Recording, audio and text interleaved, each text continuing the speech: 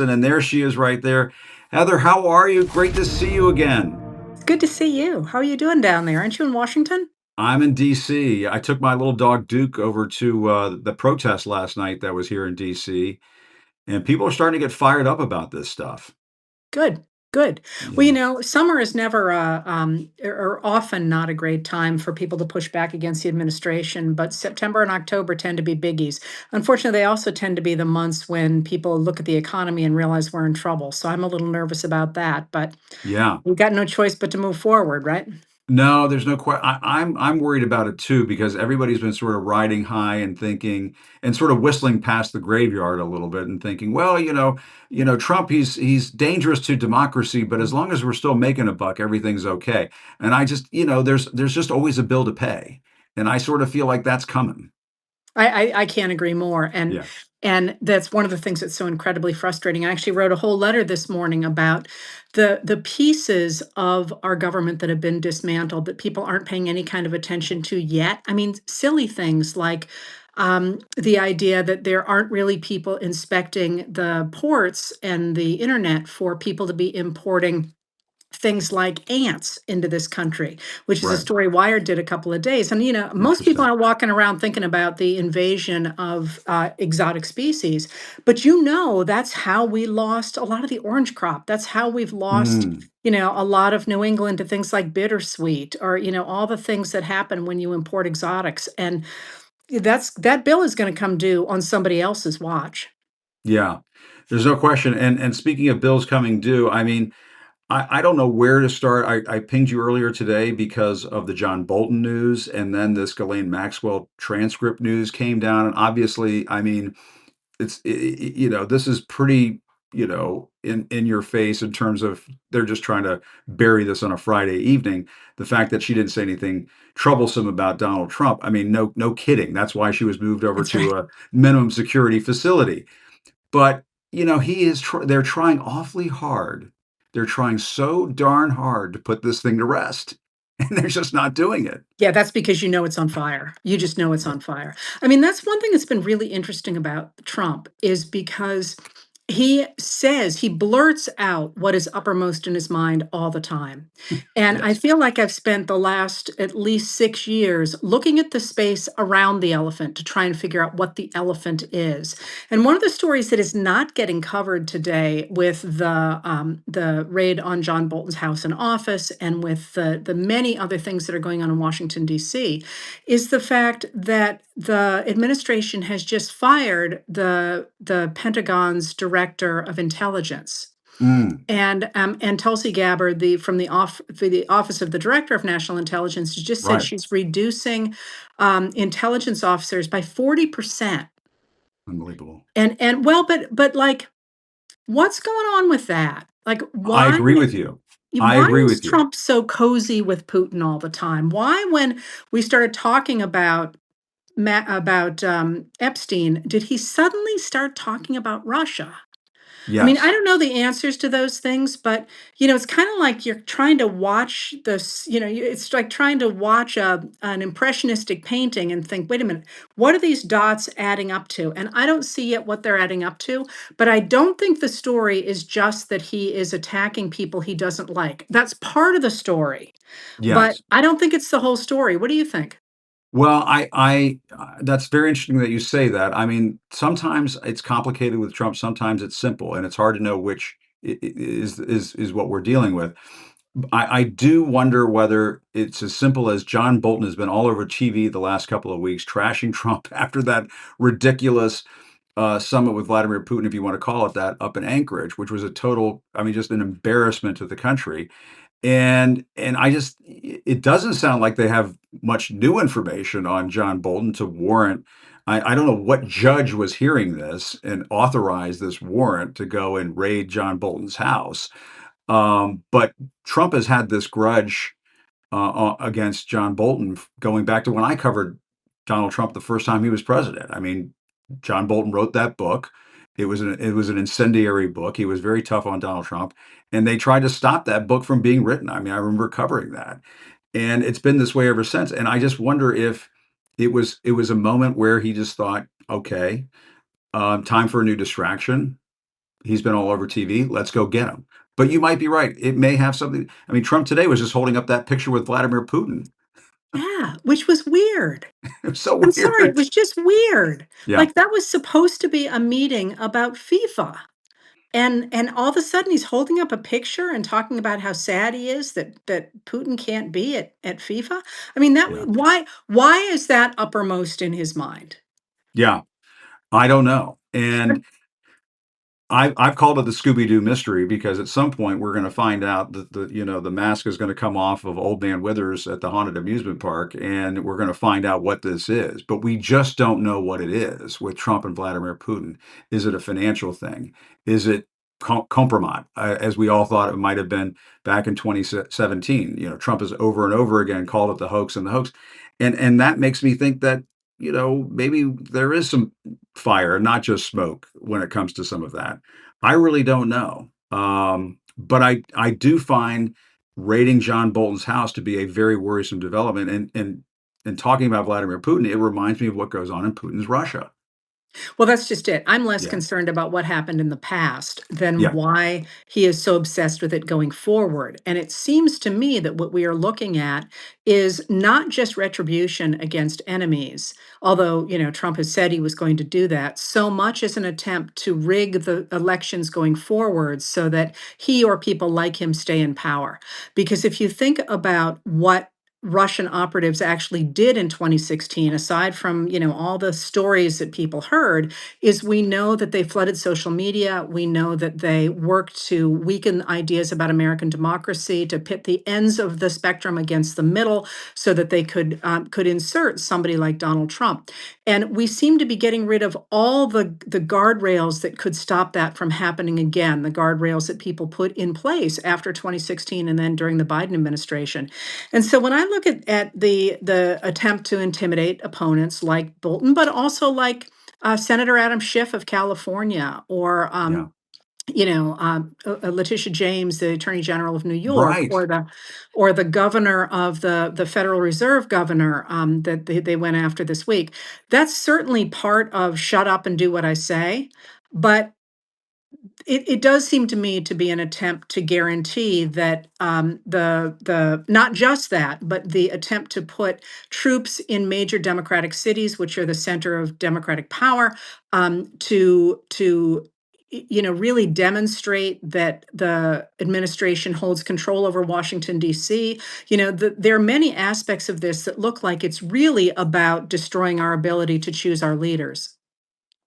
Yes. And I wonder, Heather, what's on your mind in terms of that? Because that to me is, you and I can say what we want to say and be outspoken and so on.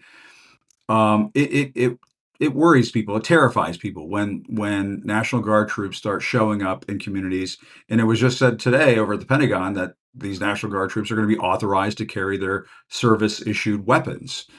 Um, that it's you and I can say all we want, but when there's a gun in our face, that it's a different story, and that worries me.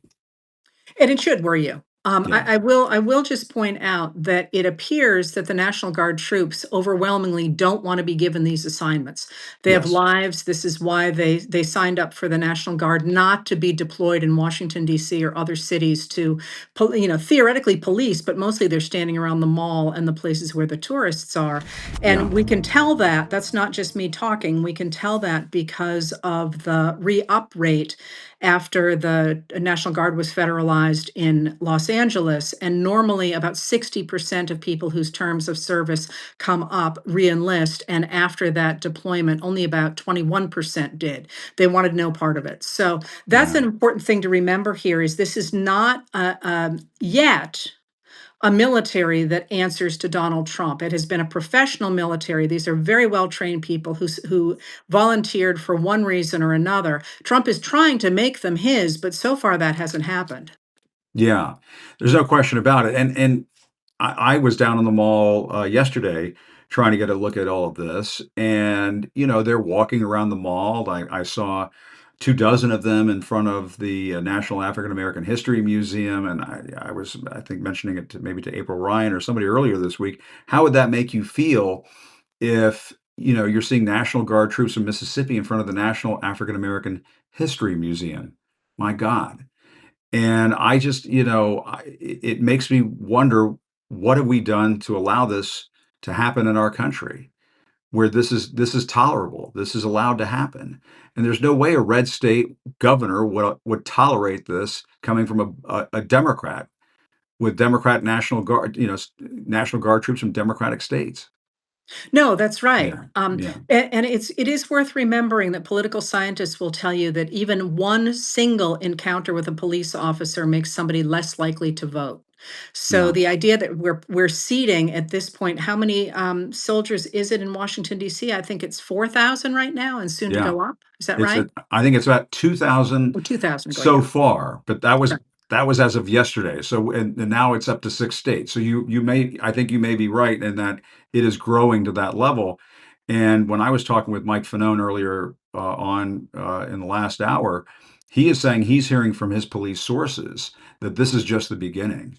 That Trump has no plans of pulling them out after 30 days.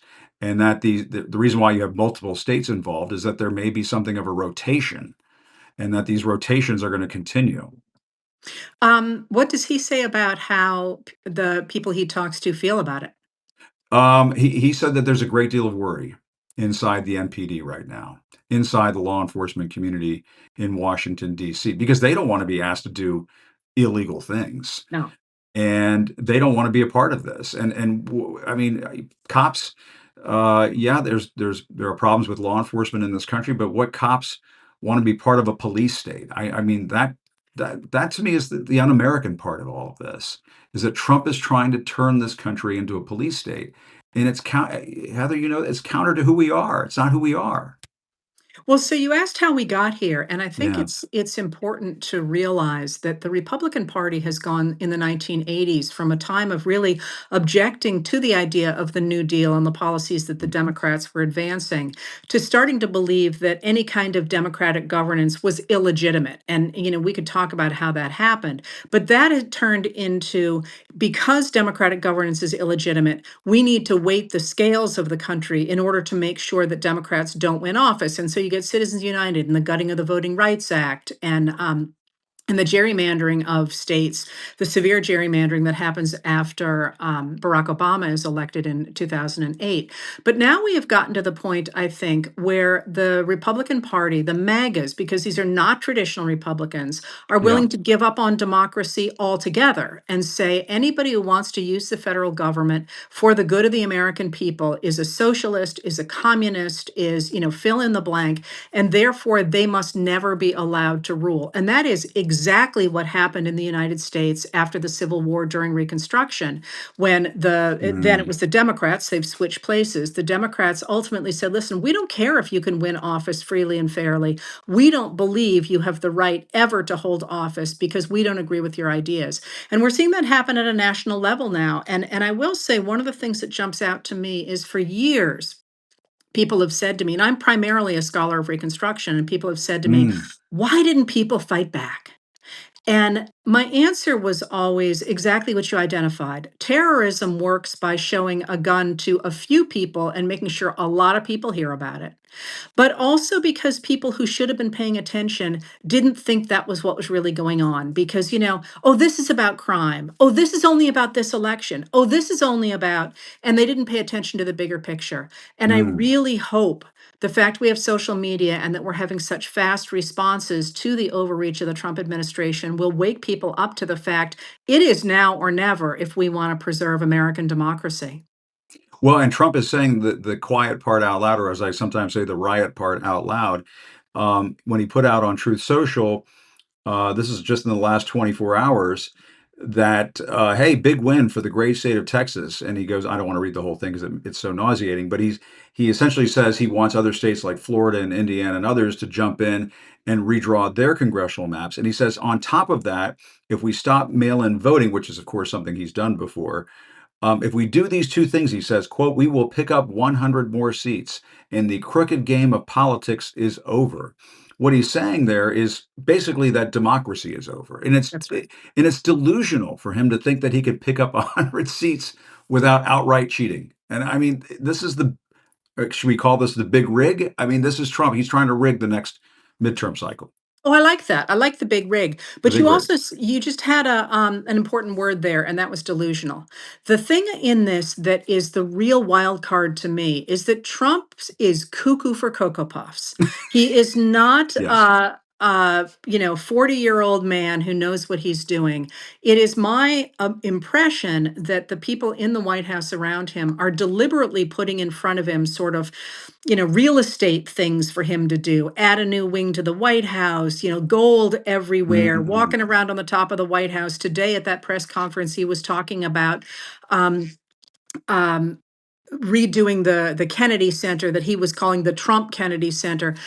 I think they're trying to keep him busy while they grab all the centers of power so that when he can no longer be propped up behind the Resolute desk. Have you noticed that he actually sits now behind the Resolute desk as if he's holding the rest of the world at bay and Yes. doesn't is not able to engage in conversation? When that happens, the game will already be in play to put somebody else in there. And one of the things that I hope those who are huge fans of Donald Trump recognize is once you have given him this system, it's there for JD Vance.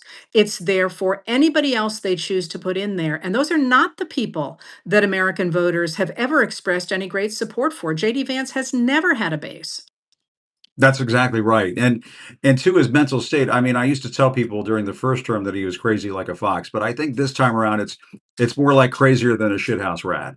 And I think that he is not fully in control of what he is doing. And I think you're right on. And they did some of this to some extent during the first term, where they tried to distract him, give him things to do.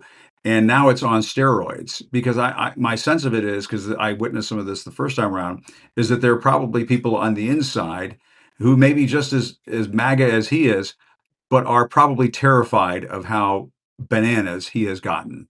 And when he's showing up, what was it, earlier this morning, and he had the hat on that said Trump was right about everything. It's the president of the United States. He Yes. looks And like he's remember, lost it. well, totally. And remember, we're seeing him in his best. We're seeing him when they Right. have cleaned him up for the cameras, when they have adjusted his meds in whatever way needs to be done. Behind the scenes, it's not pretty, and Yeah. that Stephen Miller, the deputy White House chief of staff, and that Russell Vogt from the Office of Management and Budget are really the ones that are running the immigration issues and the cuts to the U.S. government. Those are enormously unpopular, and they also know they've got to grab as much power as they can while he is still upright. But Yeah. I hope this is something that might, I sort of have given up on the Republican senators ever recognizing that they're essentially just throwing away their own power. But I do hope they recognize that once this power goes into the hands of a mad king, it's also there for the next guy who may not be so mad, but now has that power. Right. And somebody like a JD Vance or Marco Rubio, who appears to be so Machiavellian that I mean, he was very much an establishment Republican. I mean, he did come up with the Tea Party movement, was very much an establishment Republican, was running as one back in 2016. Remember when he and Trump used to get into it, and Marco Rubio said that Trump was a con man. And you're absolutely right. And the willingness to sell one's soul for it's extraordinary to me. And to go back to what you're saying about Tulsi Gabbard trying to clear out 40% of the people at the Director of National Intelligence. These are the people, Heather, you and I both know this all too well. This office was created to prevent another 9/11. Yeah. Yeah. It was No, yes. no, because we're probably driving people over the edge, it is worth pointing out that it's worth remembering Trump is bonkers and that these moves are deeply unpopular, and that Trump is also frustrating the business community, which is really important. We know from the rise of the Nazis that which way the business community jumps is really important. And he's Mm, been taking cuts of all these different companies. There was yet another one today, which is essentially a form of state capitalism as opposed to the free markets that business tends to like. But you can also tell that protesters are really getting under at least Stephen Miller's skin from the fact he melted down the other day with the Yes. comments about the aging hippies. It's important that it's older white people out there because it's very hard to call out troops to attack old white people. And that's actually something I'm really proud of protesters for Mm. doing, is getting out there and saying, we think in America of protest as being a young person's game. But there's no reason to think that. Older people have been involved in protests for a long time. And this time around, it seems like they're in the forefront. And that really, really matters because Stephen Miller can't portray, somebody in their wheelchair as the kind of racist uh, takes he takes on people of color. No, you're absolutely right, and I took my little dog Duke up to a protest here in DC last night, and you're absolutely right, there were some senior citizens out there, and I was so proud of them, and they had some of the feistiest signs too. I mean, there were a couple of really good ones. One of them was about how, the presence of the National Guard was definitely a distraction from the Epstein files, and, I love that you see the Epstein files, release the Epstein file signs all over DC now. And a lot of the protests, you're right, are baby boomers who are getting out there and doing it. And for the folks who are out there, because I see this from time to time, Heather, and I think you do as well. People want to know, what can they do? How can they get involved? Get out there and protest. The protest I saw was perfectly peaceful last night. The DC police cordoned off a couple of block radius around what was taking place. There were little kids dancing in the street, no trouble whatsoever. And we just need more of that, kind of like a happy people power energy. We definitely need more of that. I would Yeah. also urge people to really put pressure on Congress for over Mm, voting rights, because I really think this is what's going on, is an attempt to rig our voting system. And with Congress coming back into session on September 2nd, clearly the fight over redistricting is going to be on the table. And I mean, mm, making sure your Republican representatives, both at the national level but also at the state level, in those states you mentioned, Texas, Indiana, Florida, Ohio, the places where Trump is putting pressure, hear that this is something that is deeply unpopular, because it is. Even yeah. Republicans don't like gerrymandering. We would like to have this straightened out around the country. And I do Yeah. think there is one thing about the baby boomers, and that's that if you are under probably 55, you don't remember a time when American democracy worked. If you are over 55, you feel like what was our birthright has been taken over by this very small group of radical extremists that is trying to destroy democracy. And Yeah. so I think one of the reasons so many of us are out there is because we can sit there and say, hey, we remember the way it used to work when Yeah. Congress would compromise and you would get deals that actually worked for the American people. And that's something that, if you're, as I say, if you're younger than 50 anyway, you don't remember when politics wasn't the Republicans simply playing it as an all or nothing game in which they were the ones who got to call all the shots.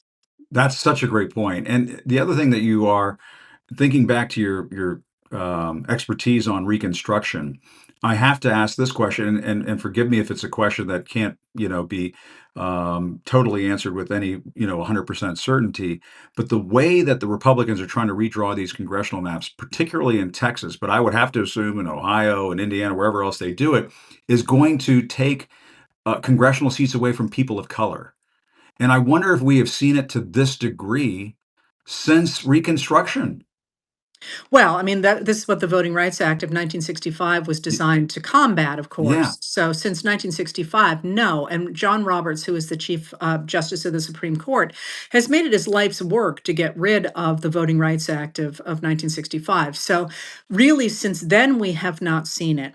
But one of the things that I think is important when you think about Reconstruction and again in the present is the degree to which the radical extremists have made poverty and people of color and women the same thing. It's two sets Mm, of language to say those people should not vote. So when in Texas, for example, they can say this is not about race, this is only about partisan gerrymandering, which the Supreme Court has blessed.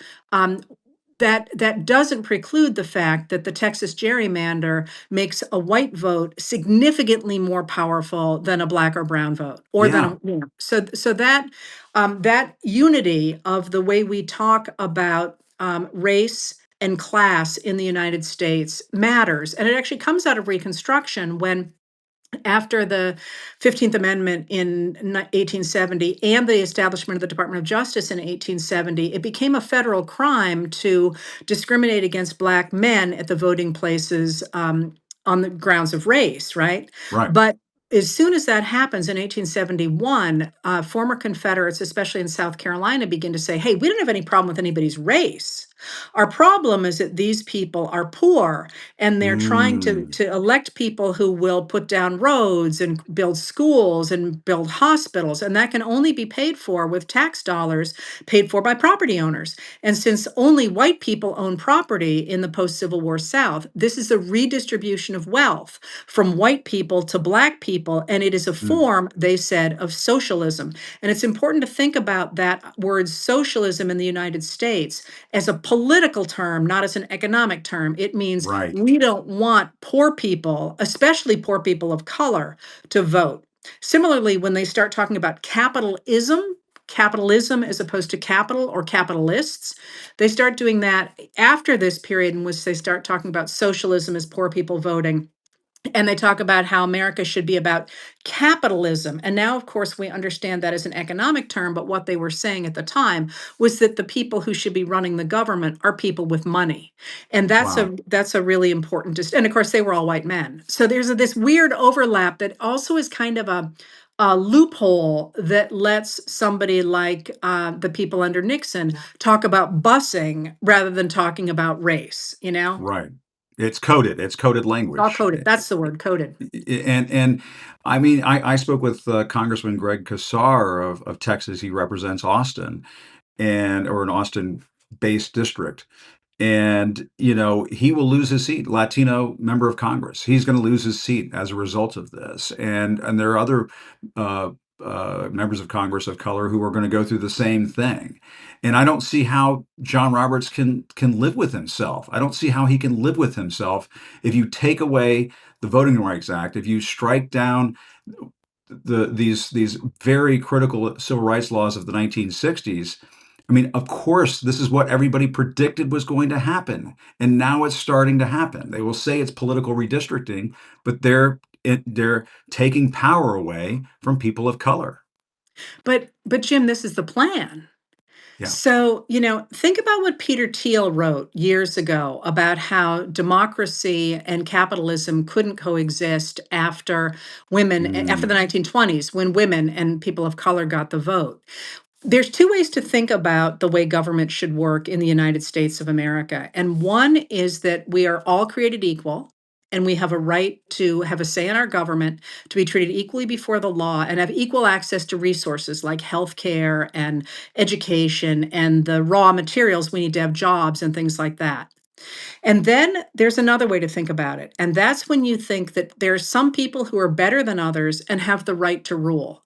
And if you believe that, then you believe that the kind of democracy I just described, the democracy that is laid out in the Declaration of Independence, is ruining that system. It's mm, poisoning that system. And you need to get rid of it in order to make sure those, wealthy, educated, just better people would be able to rule. And this is mm, where we are now in this moment with Donald Trump. Remember, he's going to have the best people running his administration. And if you listen carefully, you will notice that there is a very strong overlap between that argument I just made and, of course, the enslavers of the pre Civil War years, but also with fascism. Because if some yeah. people are better than others, by definition, person's going to be better than all the rest. And he's the one who should dictate to the rest of us. And now we've Mm. come full circle to what's happening in Washington, D.C. No, you're right, and I don't see how anybody could argue that Stephen Miller is the best of us. I mean, is anybody really going to make that argument with a straight face? Any Republican or Democrat going to make that argument with a straight face in this country? And I think you're absolutely right. And it makes me, it makes me want to say that what we're experiencing right now is fascism. Right in my neighborhood, there's a free book box, and on the door of the free book box is a note that says what to do if you're stopped by ICE. It has nothing to do with the free books in the book box, but it's a little note that they hope that the person just casually walks by will read. And are we at that point now, Heather, where we're having to send little coded messages of survival to one another? I don't want my home. This is my hometown. I don't want Washington D.C. to become a police state. But I don't know how just me, myself, this one individual person right here can stop that from happening. And I'm deadly serious about this. And I'm very passionate about this. It pisses me off to no end that this is happening to my hometown. Yes, I'm an annoying stickler in that there are hallmarks of the economic system of fascism that I actually don't think we're seeing in the United States right now. Mm, Not that that matters. It's just it's a sticking point for me. I would say authoritarianism, because mm, in that case, instead of having this at least idea of a corporate oligarchy, you have personal rule, and mm. that doesn't matter to you and me at all. The effect is the same. It's still a police state, but that's why I've been reluctant to use the word fascism. Are we there? Yeah. 100%. We are absolutely there. We're in what uh, political scientists like Steve Levitsky call competitive authoritarianism, where elections will be held because the authoritarian wants the legitimacy of an election, the way Vladimir Putin holds elections or the way Viktor Orban in Hungary holds elections. But they are not competitive because Yeah. of the administration's control of the media and having police at the polls and so on, and fear of arrest. Now, all that being said, the game's not over yet. You and I are sitting Yeah. here talking. These are enormously unpopular positions. The American people hate them. We are not used to being told what to do by our governments. And Yes. at the same time, if you think about the rise of somebody like Hitler or even Orban, they rose. I shouldn't have put Orban there because his real issue was about immigration, but they rose at times when the economy was really terrible. Now, if you think Mm. about Trump in this administration, the economy was booming. He's the one who has destroyed it. And you That's hear him right. trying to say, no, no, the economy's really good. Well, I don't know about you. I went and bought coffee the other day at the supermarket and you just about had a coronary. I don't know how It's you miss that the prices are going up and the tariffs haven't really hit yet, because they yeah. really only went into effect in August. So even the people who have supported Trump in the past are wavering on him or against him. His numbers are very low. And we still have Epstein out there, which is what brought the QAnon Yes. people to him. And the QAnon voters, I think, made up about 21% of his base. I could be wrong. Somebody should check me on Pretty that. darn close to that. That's exactly right. But the way we push back is we stop believing everything he says. We stop assuming he has power he does not. We push back in every possible way. We celebrate the victories that we have had, like the closing of the detention facility in the Everglades and the release Mhm. today of Kilmar Abrego Garcia. We keep reiterating that in the United States of America, our democracy says that we, the people, are running this government. It is our power. And we put Yeah. pressure on our electeds, again, from the town level to the state level to the federal level, to say, we are not going to put up with this and recognize that it's going to take some time and you got to build communities. And if you need to look away, you can look away. But if we continue to hold tight to our principles and if we continue to express those through art and literature and community and pushing back on the government's overreach, Yeah. will we come out of it? Yes. And with luck, we will come out of it better than we went in. Because, like I say, it hasn't been working real well for the last 40 years. No, you're absolutely right about that. And I think that, Trump likes to rattle our cages. There's no question about it. But he also is a motivating force. And I get the sense that people are feeling dejected, they're feeling defeated. They have what I used to call Trump depression. For as much as people worry about Trump derangement syndrome, I say Trump depression syndrome is a much more worrisome thing. And I think people have succumbed to it. I think people are coming out of it. And I do think that the wild card in all of this is Jeffrey Epstein. And they can put out this, Ghislaine Maxwell transcript on a Friday afternoon and try to sell it on Fox News and the MAGA. But they just need to know. They just need to know over at the DOJ and down at the White House that their own people are not buying it. When Ghislaine Maxwell tells Todd Blanche, whatever, oh, it's extraordinary that he's become the president. And he always treated me in such a nice manner. Nobody believes that. No, that's right. And again, we had that happen to us with Bill Barr and the pre-reading of the Mueller The report. So Mueller we've been report. here before. We've I been would here say before. that that is a wild card, but I do think Trump's mental health is another big wild card. Yes. Because even if you're MAGA, like you say, even if you're a loyalist in the administration, the fact that he has command of the US military and the nuclear football. And, he's making noises about attacking Mexico and Venezuela. Yeah. And the concept, and he's talked about that before, but, that's cause for war. And that's not, I mean, it's a war of choice in a really weird way. You've Yeah. got to be sitting there thinking, it's time to think of other options, to see if we can ease him out, get him to retire, get him to rebuild another building or something, Yeah. because he is, regardless of whether you like him or not, he remains the most powerful man in the world, and he is bonkers. And Yeah. that is something that gets me really concerned because we're all pretending he's okay, and he's not. All you have to do is No. watch one of these interviews, It's and so you true. think, Well, who wears a hat that says I'm right about everything? the hat was the hat was batshit crazy, and the way he talks about fixing the grasses in Washington D.C., to me, I challenge anybody on any bar stool in Lincoln, Nebraska, to put that up on full blast on your 50-inch LCD TV and absorb him saying that and ask yourself, isn't he crazy? How can he not be cuckoo for Cocoa Puffs, as you said earlier? The other thing, too, that I think is a tell, and you have to sometimes be very, this is my observation having covered Trump up close for some time. There are tells, not just from him, but from his people. But when Pam Bondi was on Fox last night, and she was also talking about fixing the grass in DC, which means that there's a fair amount of just sort of placating, try not to disturb the wild bird. There, I that it's so funny that you mentioned that earlier about giving him projects like fixing up a ballroom or putting up gold leafing in the Oval Office and so on. Because I think that does indicate that what's going on behind closed doors is just the madness of King George.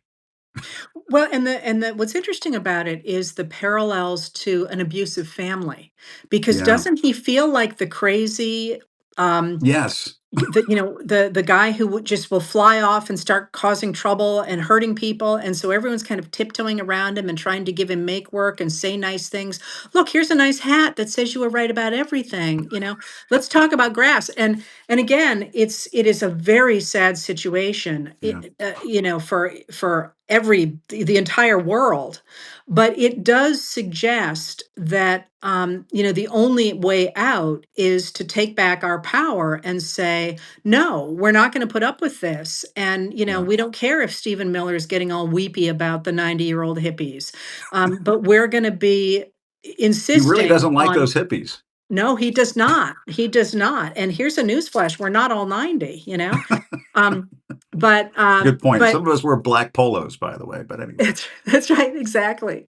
But so, it's just a weird time for America. I will tell you Yeah. that one of the things that is interesting for me is I write about it every day. I read all day and I write all day.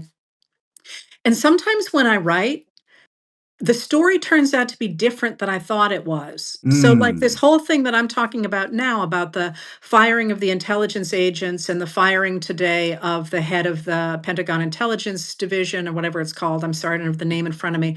And, Yep. all that stuff. I did not think that was today's big story. But then when I put it in there and thought, why are we talking about Donald Trump and Putin in this photograph from Putin? And why are we firing all these people? And why is he going after, as he did in July, James Comey and John Mhm. Brennan, who were the heads of the FBI and the CIA during the Russia investigation? And I thought, I don't know if that's a story or not, but I do know that there's an awful lot of material on it that feels like shouldn't be there if the real story is a simple, straight shot to authoritarianism. Yeah. And Heather, I think what should give us a little bit of hope is that when they're firing 40% of the workforce at the Defense Intelligence Agency or the Director of National Intelligence or wherever, it tells you that there's still good people working in our government. And I talk about this with my friend Olivia Troy and Miles Taylor from time to time. They're absolutely convinced that there are still some good people in the bowels of the government, in important places, who are hearing these conversations, picking up on this stuff. I mean, we hear stories all the time privately about when people go into meetings with Kash Patel and various officials of the government, they got to turn in their phones. They're being asked to sign NDAs. This banana stuff is still going on in Trump 2.0. And if they're trying to eliminate these good people at these various agencies, it tells you that there are still good people there who can be witness to this. And for when there is an accountability moment in this country, those people can step forward. And I try to have some hope that that may still happen. Yeah, and the other piece of that, I think that's important. The other piece of that is once they're out, they're on the outside. Hmm. And those of us who are on the outside, one of the things that I look at is, again, this is a really big country, which I think matters when you think about the rise of authoritarianism, because it's really hard to stamp down on 341 million people as Yeah, opposed to Germany before World War II. There's a lot of us.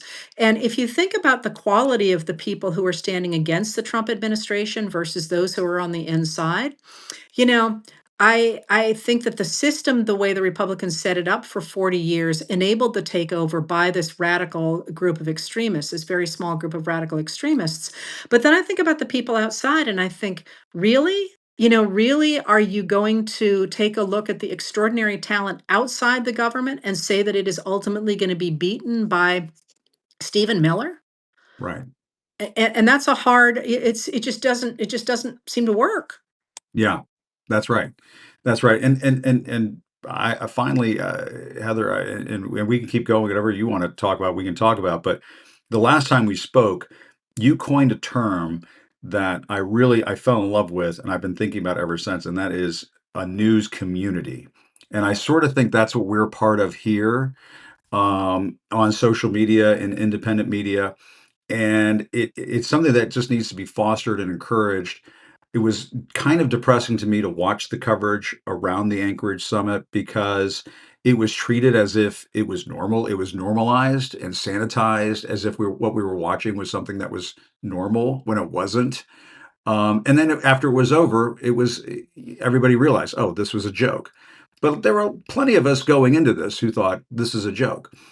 But I think having independent media and the rise of it is such a healthy thing for this democracy. And I know people are worried that this is all going down the tubes and stuff, but I do see this one thing as being a point of light. Oh, I agree, and Yeah, and it's been long overdue, but remember, yeah, we didn't have that independent news community in the first term at all.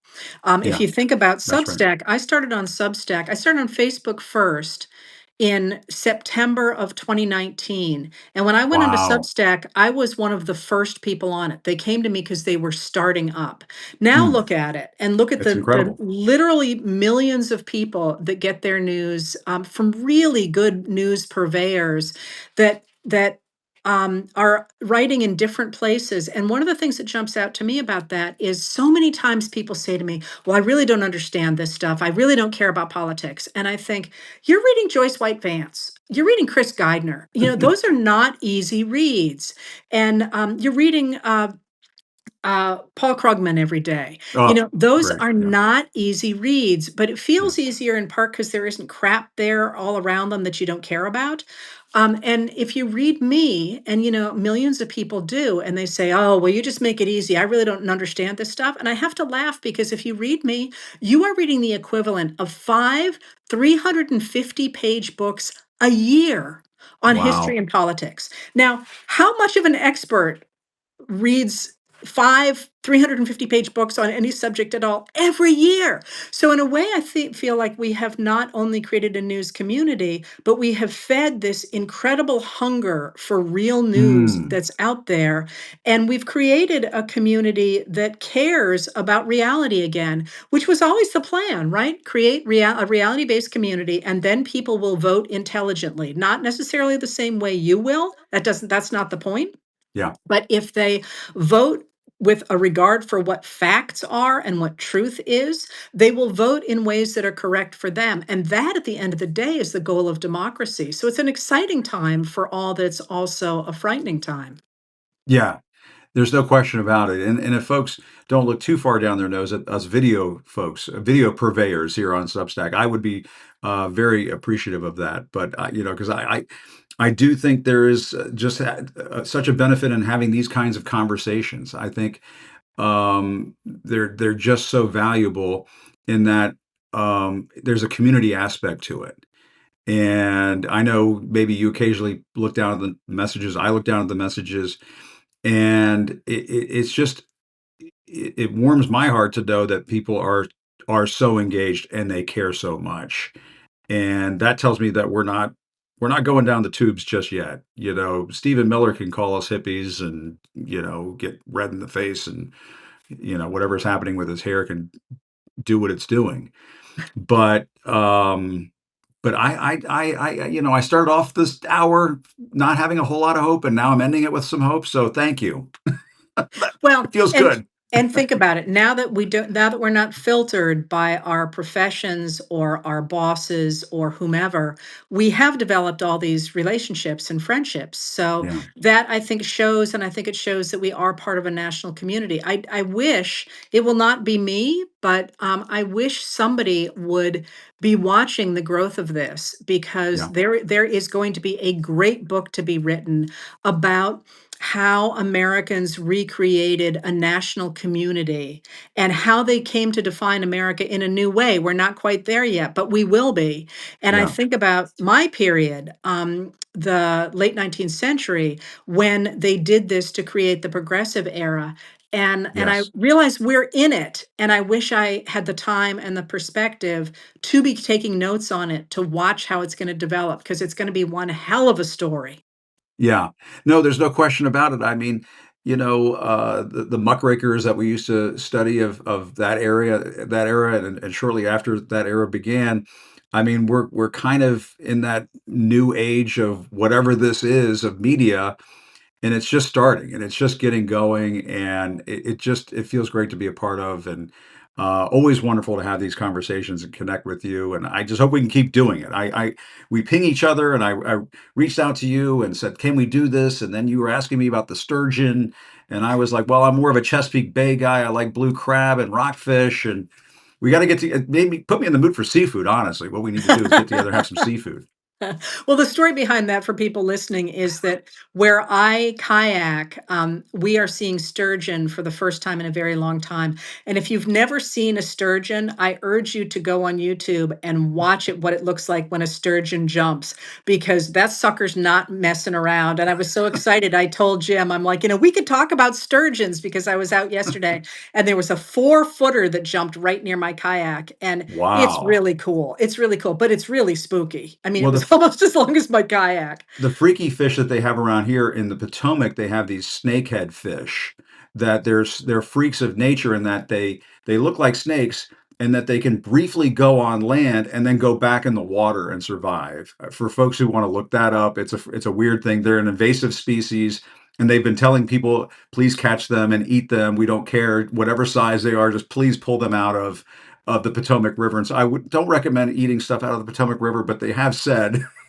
if you catch these snakehead fish, please dispose of them Oh, because they've been wreaking havoc here. But I'll have to look them up. But there we yeah, go. Now we went full circle back to the fact that people aren't being able to keep out exotic species. So I know let it's so true. And we've got these little bugs too, these little red-bellied beetles that are wreaking havoc here in DC, and they've been telling people to stomp on them. And I feel, well, I mean, I will kill a horsefly. I will do that because I can't have them in the house. But I do feel bad stepping on a beetle out in public. But they're telling people to kill those little buggers. So anyway. well, that's what we can start our new movement on, getting rid of the invasive species. But a sturgeon is not invasive, and they're really impressive. That's true. That's true. But if you look at these little beetles that I'm talking about here, they almost look like they have a little red MAGA hat on. But anyway, I won't expand that analogy too further. But Heather, great to see you. It's always a pleasure. Let's do it again soon, Jim. Thanks for putting up with my corny dad jokes. All right, great to see you.